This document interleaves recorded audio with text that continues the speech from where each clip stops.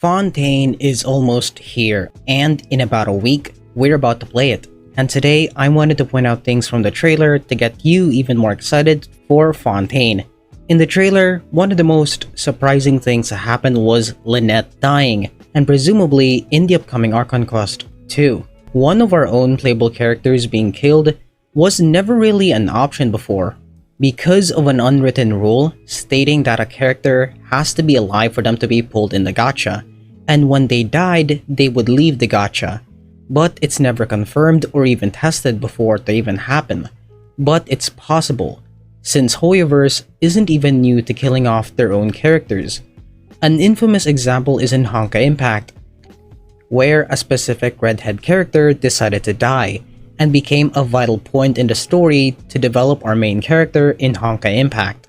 But now they just made it possible with the trailer confirming they're willing to go that far in Genshin Impact. This is going to make the future storylines super interesting, since characters like Lisa, Xiao, and Childe, who have had that flags in lore, but were never that far in to be killed off, but now are actually possible. And now with Lyney, we're gonna see the fallout of what happens, and how he's going to get his sister back. This will also parallel so well with the Traveler's own story in getting their sibling back. A really nice callback to the main story, and really adds those layers to the story in the Archon Quest. Something that no one saw coming was the return of Childe.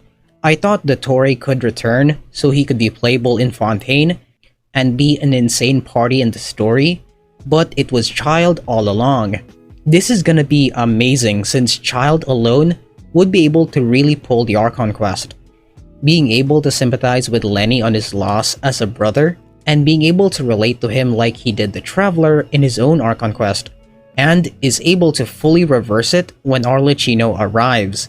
To really pull the rug on this brotherly love would be so in line with her character, and would add some much needed conflict in the future storyline.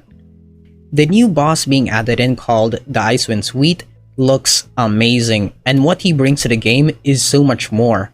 Old bosses never really had access to something like this. Us Travelers had it since the beginning, and it's called Elemental Reactions.